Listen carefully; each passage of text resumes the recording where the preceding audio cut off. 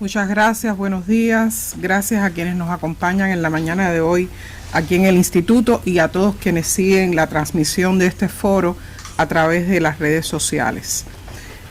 Cuba Discuba, ¿hacia dónde va Cuba? Comienzo con esta pregunta antigua pero extraordinariamente vigente.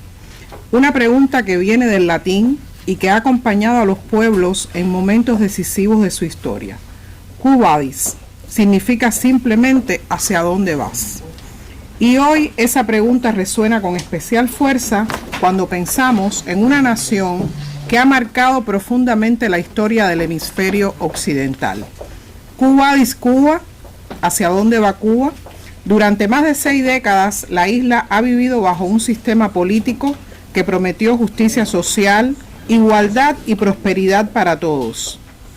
Pero la realidad que hoy observamos es muy distinta porque, como sabemos, el grupo gobernante que por 67 años ha estado al frente de Cuba se ha sostenido con mecanismos de control absoluto, privilegiando solo lo que les garantiza el poder. Cuba, en la primera mitad del siglo XX, figuraba entre las economías más dinámicas de América Latina y enfrenta hoy una crisis profunda, una crisis que no es solo económica. Es una crisis de modelo, una crisis de expectativas y en muchos sentidos una crisis humanitaria y de futuro.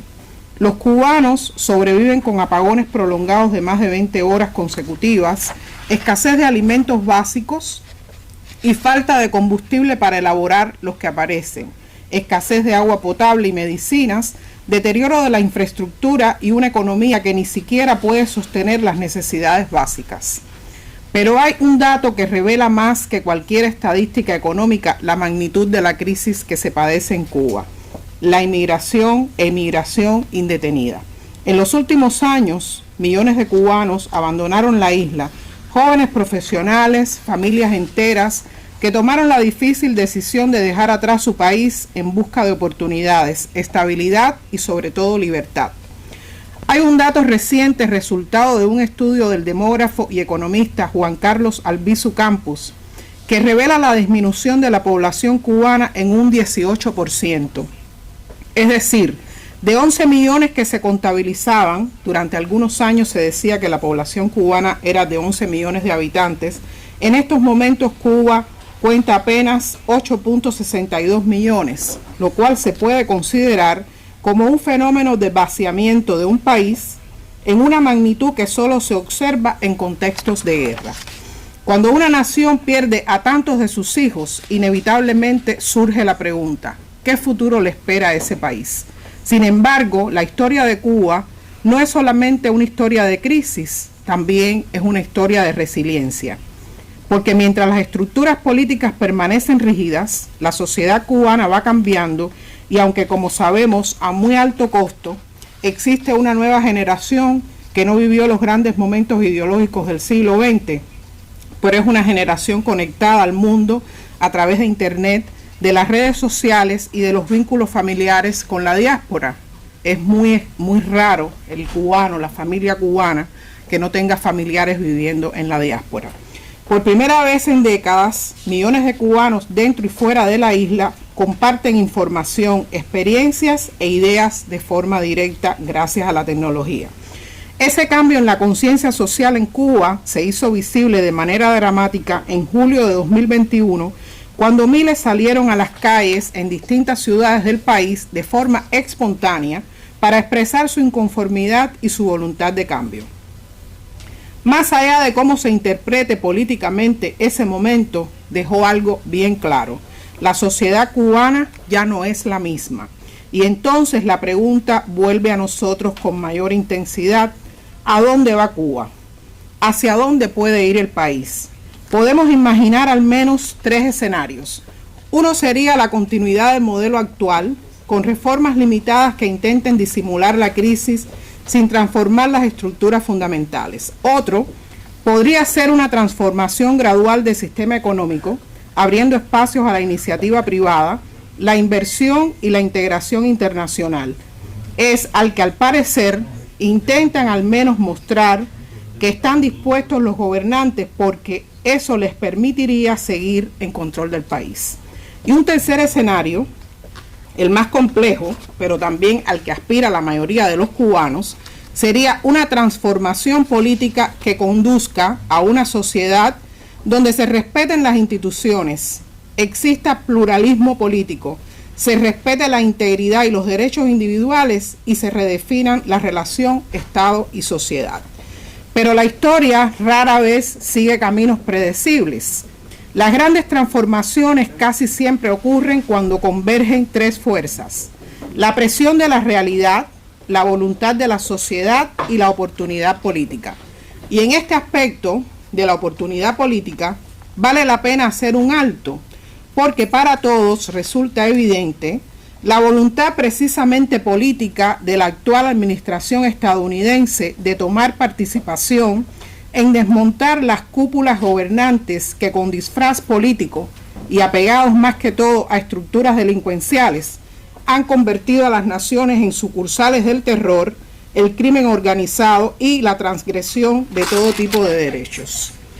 Un ejemplo de la voluntad política de Estados Unidos en este momento de impulsar el fin de esas estructuras delincuenciales lo vivimos el 3 de enero en Venezuela con la extracción y arresto de Nicolás Maduro.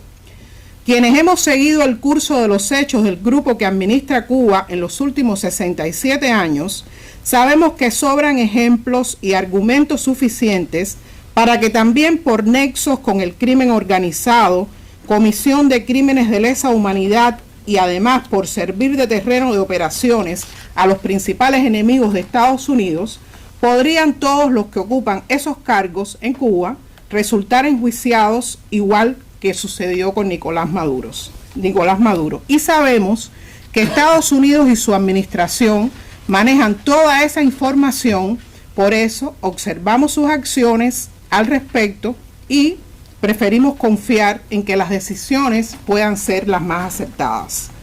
Además de eso, la sociedad cubana se expresa cada vez con mayor claridad por la voluntad de cambio. En el contexto internacional, sobre todo, y por primera vez en muchos años, desde la administración estadounidense se observa con creciente atención lo que ocurre en la isla. Pero hay algo que debemos recordar siempre: el futuro de Cuba no será decidido únicamente por gobiernos, ni por analistas, ni por actores externos.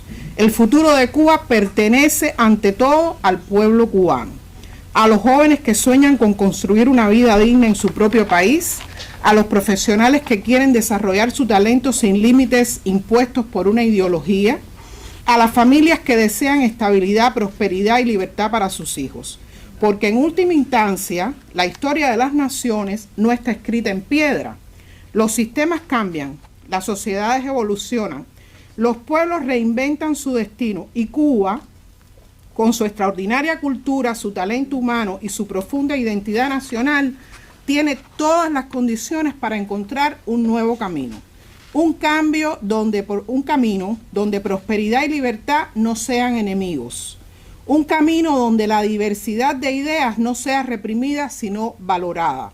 Un camino donde las futuras generaciones no tengan que preguntarse si su futuro está fuera de su propio país. Por eso, cuando preguntamos ¿a dónde va Cuba?, en realidad estamos haciendo una pregunta mucho más profunda. No solo preguntamos hacia dónde va Cuba como nación, preguntamos qué tipo de país quieren construir los cubanos para el siglo XXI.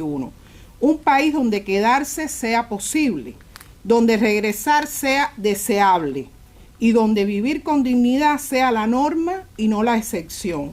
Y cuando llegue ese momento, cuando Cuba encuentre finalmente un nuevo rumbo, el mundo volverá a mirar a la isla no como un símbolo de conflicto o de nostalgia, sino como un ejemplo de renovación, esperanza y libertad.